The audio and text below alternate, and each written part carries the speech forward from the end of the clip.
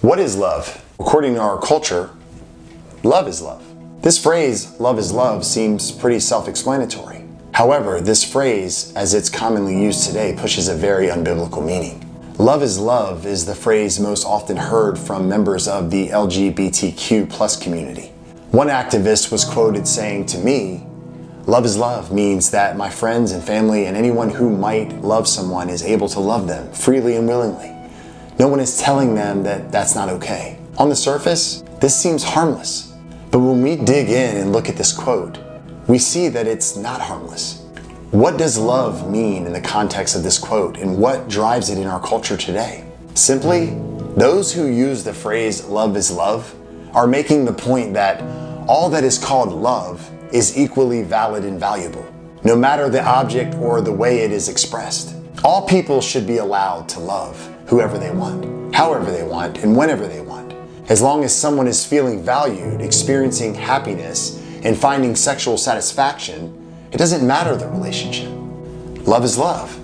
The issue with this mindset is, this love is most often equated with sexual preferences. This is the love our culture pushes for. The problem is, this isn't love. This is where a person's ideals and beliefs come into play. Google doesn't define what love is. My feelings and emotions don't define what love is. The government doesn't define what love is. The Bible defines what love is. And that is the rub in our culture. Many don't want to allow the creator of love to dictate the meaning of love. Why? Well, because if we follow his definition of love, it strips us of our fleshly desires. We no longer call the shots. We must grasp that there are various types of love expressed in 4 Greek words throughout the New Testament. The first is storge, which is an affectionate love. The second is phileo, which is friendship. The third is eros, which is a romantic love. Lastly is agape, which is an unconditional self-sacrificing love. Each of these loves is distinct and applied differently. I mean, think about this.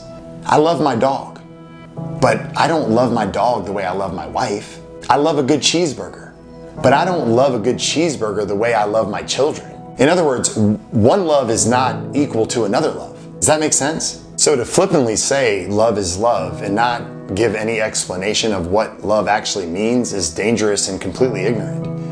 If we're completely honest, the view of love in our culture is not real love at all, but infatuation, which is nothing more than a hormone-induced sensation and butterfly-filled rushes of emotion. It may be true that infatuation can occur unexpectedly and unintentionally, but the feelings involved are generally self-serving. And that's the problem. So what is love? Love is not love. God is love. 1 John 4:16 tells us that God is love and it is based on his love for us. Whoever abides in God abides in love, and God abides in them. In other words, God is the source and model of real love. He is the only reason we know what love is. Chasing an emotional rush and taking him out of the picture leads to people serving and living for what they call love rather than for God and his real love. And this is an extremely slippery slope. It is actually damning. Do you ever wonder why we see divorce rates so high? So much sexual perversion, so much debauchery, so many unnatural things going on that are beyond creepy? It is because much of our culture has abandoned God's definition of love and adopted their own idea of love. Therefore, God has given this culture up to a debased mind because it has exchanged the truth about God for this lie that love is love. True love is not merely emotional. It is a daily choice, and it's selfless and sacrificial. 1 Corinthians 13 tells us what love is, and none of what the Apostle Paul says happens without an intentional and selfless effort. Love is patient and kind. It doesn't envy or boast. It's not arrogant or rude. It's not irritable. It's not resentful. It does not rejoice in wrongdoing, but in truth. Love bears, believes, hopes, and endures all things. Love never ends. Love cost Jesus Christ his life.